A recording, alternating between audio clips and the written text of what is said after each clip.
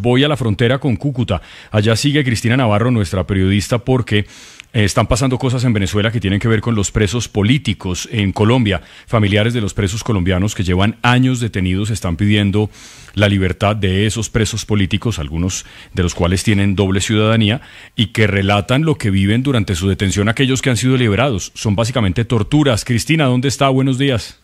Hola Espinosa y oyentes de 6 AM, pues los saludo acá desde el Puente Internacional Atanasio Girardot, que es más conocido como el Paso de Tienditas, otro punto fronterizo entre Colombia y Venezuela. Y le cuento que nosotros logramos hablar con Juan Carlos, él fue concejal de San Antonio del Táchira en Venezuela. Él estuvo 7 meses detenido en la cárcel de Tocorón en Caracas, pero hizo un recorrido por diferentes estaciones de policía y de cárceles a lo largo de varios municipios de Venezuela hasta llegar a esta cárcel de Tocorón en Caracas. Él estuvo detenido después de las elecciones allí en Caracas, donde pues la oposición le da ese triunfo a Edmundo González, y acá nos relata lo que vivió en esa cárcel que compartió con más de 1000 personas. Estaba donde él estaba, en esa zona de la cárcel Tocorón. Esto nos dijo. Las torturas físicas ya fueron un poco leves después, pero al principio sí eran fuertes. Muchos de esos niños, algunos salieron algunos con traumas un poquito en la cabeza, otros dislocación del hombro, otros problemas en las costillas porque les dieron muy duro. En el caso mío fue problemas en la cintura y en la columna. Juan Carlos también nos cuenta que él ya recuperó su libertad, pero él sigue atado. Nos dice que tiene 2 cédulas, él tiene que andar con su cédula venezolana, pero con la boleta de salida donde conste que él ya no está detenido, porque ellos siguen en un sistema. Y si él sale sin ese documento que certifica que él ya pagó su condena, pues lo vuelven a encarcelar. Esto nos contó. Con mi cédula venezolana y con la orden de excarcelación, que prácticamente viene siendo como mi segunda cédula, en donde para que me radeen pues tengo que mostrar lamentablemente las 2 cédulas. Prácticamente nos pusieron a nosotros como presos políticos 2 cédulas, en donde tenemos que transitar de esa manera y estar allí de esa forma, porque este gobierno lo único que hace es eso, reprimir a los que de verdad tenemos una voz para este pueblo que quiere las cosas positivas.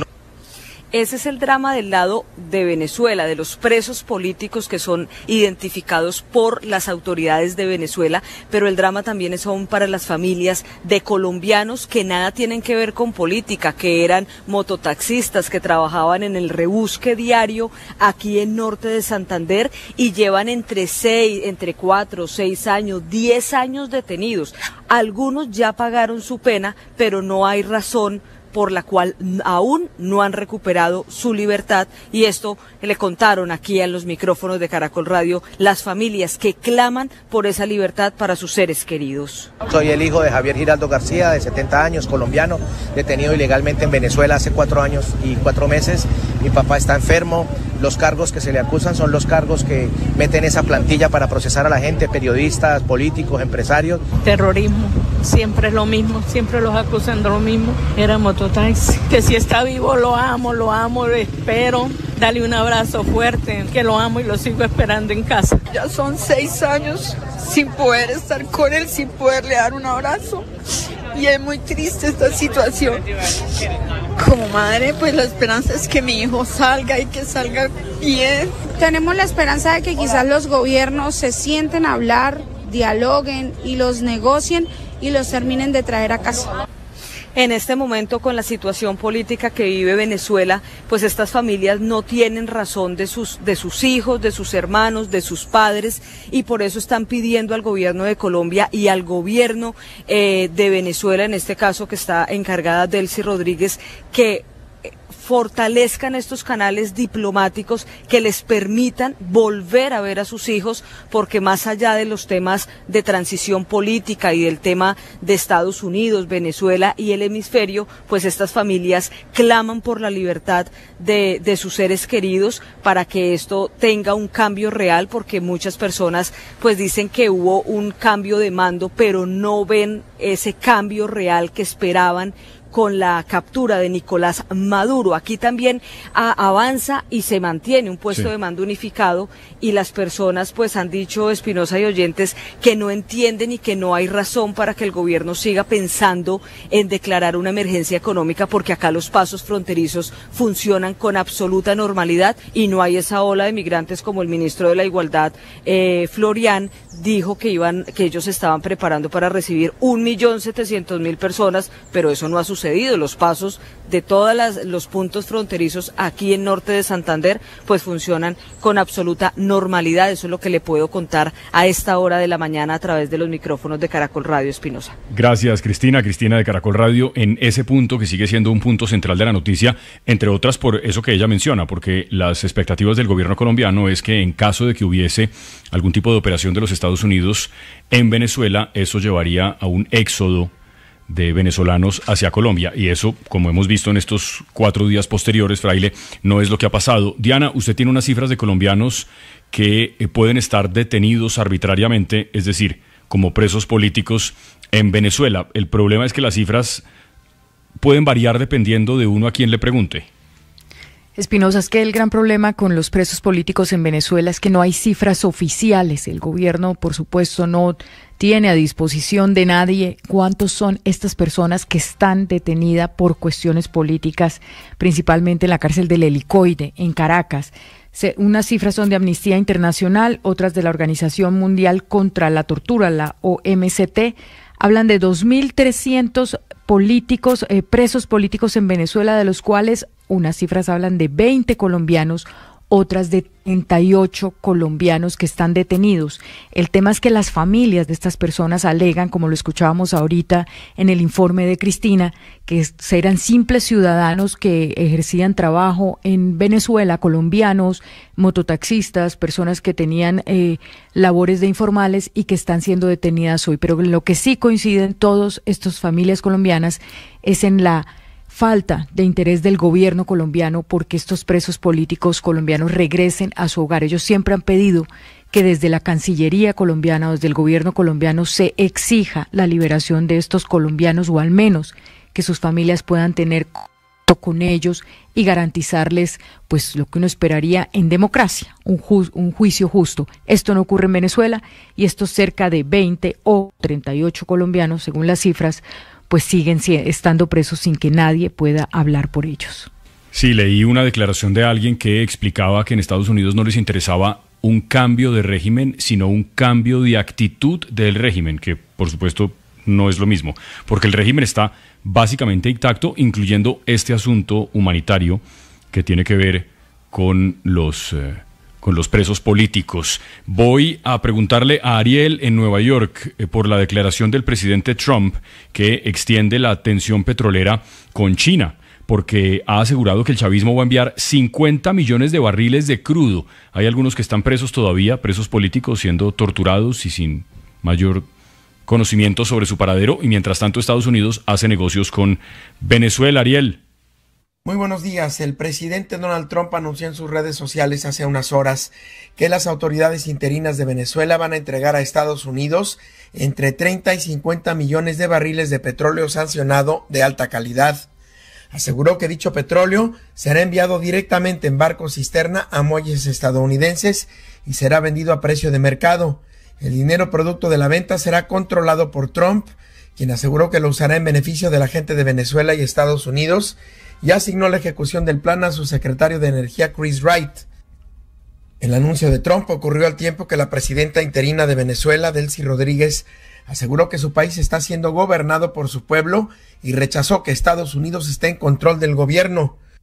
Trump se va a reunir este viernes con ejecutivos petroleros para convencerlos de que inviertan en el resurgimiento de la producción de petróleo en Venezuela, un proyecto que podría tomar 18 meses en cristalizarse, de acuerdo con el portal Axios. Es la información al momento. Gracias. Buenos días. Los que están molestos, como dije al principio, son los chinos porque muchos de esos barriles de crudo ya los compra China. China es el mayor receptor, comprador de petróleo venezolano y ahora parecería que ese petróleo, que puede costar hasta $2.000 millones, pese al embargo, va a ir en cambio hacia los Estados Unidos. En Caracas, Manuel, buenos días. Manuel, la presidenta Delcy Rodríguez insiste en que ellos no son un patio trasero de nadie y que allí no hay ningún agente extranjero mandando en el gobierno, que es lo que ha repetido el presidente Trump. No sabe uno si es que estas son declaraciones que da para el chavismo, para su sector más radical, pero en privado sí está hablando con Estados Unidos. Hola, Manuel. Hola, Espinosa, buenos días. Sí, efectivamente, Delcy Rodríguez, poco antes de que se conociera esa información o que Donald Trump anunciara a través de su red social que Venezuela le enviaría entre 30 y 50 millones de barriles, Delcy Rodríguez reiteró que Venezuela no está tutelada, que es el chavismo el que está al frente del gobierno y que el chavismo, en sintonía con el pueblo venezolano, son los que llevan la rienda del país. Como tú bien acabas de resaltar, Delcy Rodríguez utilizó la palabra agente externo. Ella dice que no hay agentes externos en Venezuela gobernando el país. Y también dice que ella está inmune a amenazas, a chantajes y que es el chavismo el que tiene el control del país. Si te parece, vamos a escuchar a Delcy Rodríguez diciendo esto que te acabo de comentar. Y estamos acá, gobernando junto al pueblo. El gobierno de Venezuela rige en nuestro país. Más nadie. No hay agente externo que gobierne a Venezuela. En lo personal, quienes me amenacen, lo digo. Mi destino no lo decide, sino Dios. Bien, Espinosa, ahí están entonces las palabras de Delcy Rodríguez, rechazando cualquier tipo de supervisión o de tutelaje exterior sobre ella o sobre Venezuela después de que el pasado sábado Estados Unidos atacara el país y se llevara detenido a Nicolás Maduro. Por cierto, Delcy Rodríguez, en una declaración posterior a esa que acabamos de escuchar, decretó 7 días de duelo, es decir, una semana de duelo por los muertos que dejó esa operación militar de Estados Unidos. Hasta ahora, de acuerdo a el recuento que llevan organizaciones civiles, hay 55 personas muertas en esa acción que ya han sido identificadas. De hecho, ayer el ejército venezolano confirmó 21 muertos de sus filas, que se suman a los 32 cubanos que ya hace días había anunciado Cuba, y ya Cuba también ha identificado a cada uno de estos 32 personas que cumplían aquí funciones de seguridad. Las organizaciones civiles han hablado de 2 mujeres civiles que perdieron la vida ese día, para un total de 55 ya identificados hasta ahora. 6:20, gracias Manuel. Diana y Fraile, dice hoy El Nacional, un periódico de oposición en Venezuela, o un periódico independiente en Venezuela que terminó cerrado y sus periodistas perseguidos. Entiendo que ellos operan desde otro lugar distinto a Caracas porque pues allí no pueden operar. Que Venezuela envió oro por valor de $5,2 millardos a Suiza durante los primeros años del mandato de Nicolás Maduro. Me parece que millardos es para reemplazar billones. 5,2 miles de millones de dólares. Correcto, exactamente. Sí. 5,2 billones de dólares y que por eso el mensaje que nosotros comentábamos esta semana, me parece que el mismo lunes, 48 horas después del derrocamiento de Maduro, de la salida de Maduro de Venezuela, y es que el gobierno suizo, Diana, pues dijo que iba a congelar las cuentas vinculadas a Maduro. ¿Serán estas? Esas no se sabe, Espinosa, porque esto hace referencia únicamente a oro, a lingotes de oro que se envió de las reservas venezolanas. De eso sí existe la confirmación de que estos lingotes de oro, este oro fue enviado a Suiza para, dice acá, procesamiento, certificación y posterior distribución.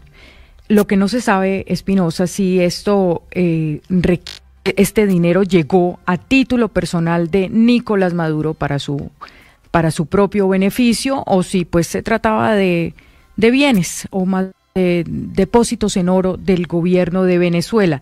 Pero lo que sí es cierto es que no tiene Venezuela una exportación de oro constante que pudiera justificar este movimiento de estos lingotes de oro a Suiza.